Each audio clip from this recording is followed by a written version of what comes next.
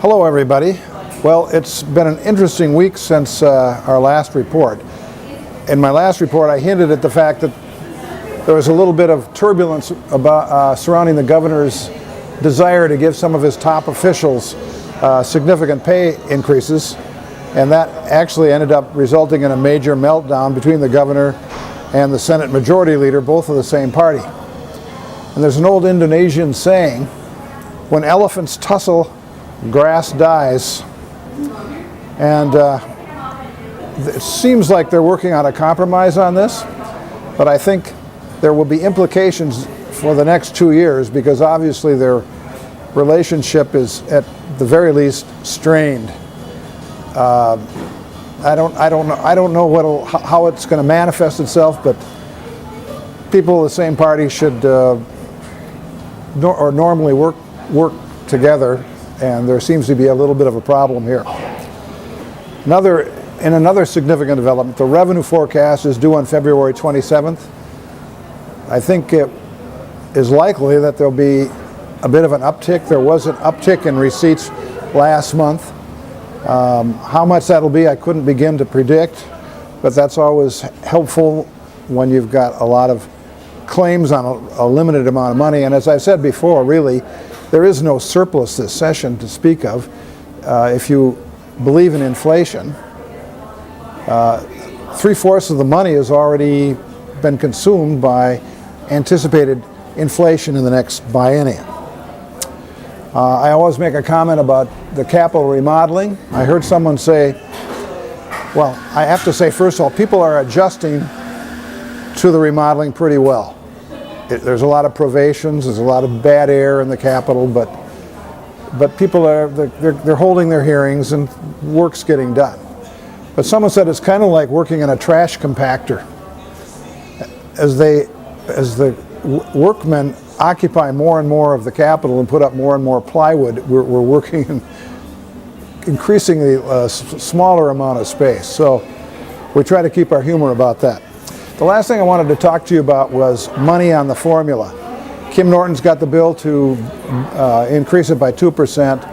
I'm working with Senator John Hoffman in the Senate and Senator Clausen, both of whom have bills in to increase the formula significantly. Greg Clausen's bill would increase it by 3%. I've told them that we would want to be strongly supportive of their efforts, and if they needed regional support, we would be there for them. With that, I'll yield to Peg. Hope you have a good weekend. We'll talk soon. Good afternoon. Another week has ended at the Capitol. Things are starting to swing into action, and I thought I would give you a little bit of an update as to some of the initiatives that we have for the Rochester School District.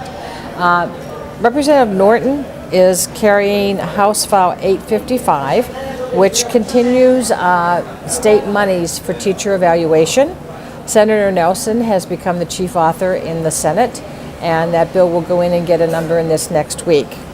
Number 2 is the use of non-licensed community experts. Representative Quam is carrying that bill, and that's House File 648, and Senator Nelson is also carrying that one.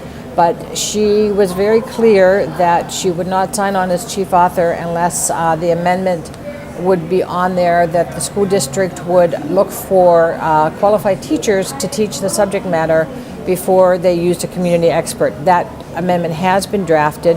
Representative Quam is fine with it, and it will go on the bill when the bill is heard. The operating capital increase is being carried by Representative Norton, and that is House File 835.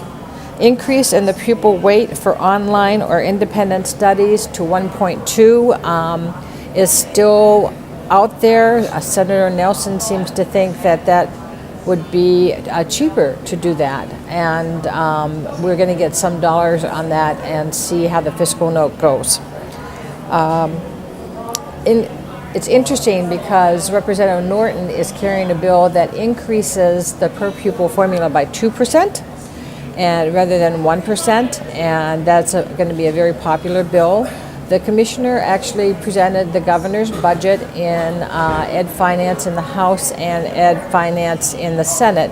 But in the House, she was asked by a couple people, if there's extra money, are you going to fight for education and try to put more money on the formula? And she said that she was having a meeting with the governor this next week to talk about the possibilities, but that certainly was on her agenda. Representative Quam also asked her, why they didn't put together a lot of these programs for pre-K so that it would be easier for parents to navigate the system. And they seemed very firm that they wanted to do it the way that they're going to do it, with a lot of different ways to go for a parent. We'll see how it ends up in the end with different amendments. Representative Norton, of course, has the school start date, and so do many other people. Hers is optional, and a lot of people are looking at it seriously for this year because Labor Day is on September 7th, which is late. And I think you'll see something happen in one of the omnibus bills for that. Some of the other topics that have gotten quite a bit of discussion would be the equity piece for school districts, concurrent and PSEO students, and also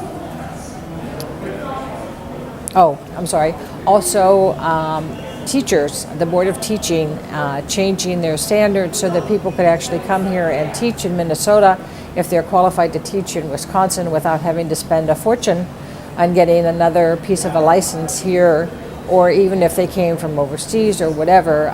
It's very, very difficult to continue to teach here in Minnesota. In fact, it's almost impossible. And the other thing they're looking at too is the test that they take, because so many really good teachers are having troubles with that particular test after their 3-year tenure is up and they have to take that test.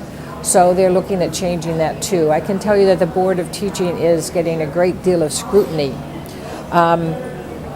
One of the questions that was asked of me by the superintendent was how many school districts actually pay now for their preschool program. And according to the department, 267 districts incorporate preschool into their district without charging a fee. And there are 603 districts that offer preschool. Now, as you know, preschool is a big issue for the governor and a big issue for the superintendent, and is believed to be kind of the linchpin to helping take care of the achievement gap. We'll see what comes up this next week. The governor's budget will be discussed greatly, I'm sure. Chair Loon and Chair Uyghur have put their bills out there that they will probably be using as vehicles for their final omnibus bill. As in the Senate, it's policy and finance together. In the House, it's Chair Erickson and Chair Loon, Erickson being policy. It's going to be a very interesting next couple of weeks. The first deadline is March 20th, and people are scrambling. I hope you have a great weekend and stay warm. Thank you.